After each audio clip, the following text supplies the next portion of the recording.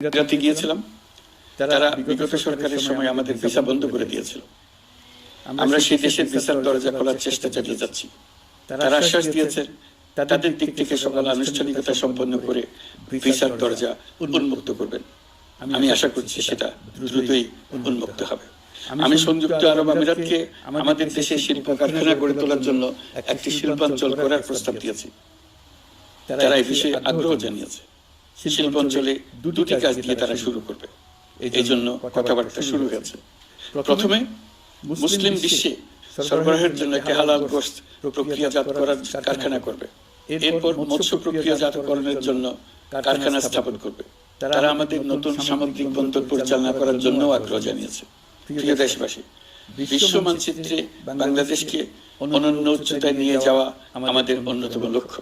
এই লক্ষ্যে আমরা আসিয়ানের সদস্য হিসেবে যোগদান করার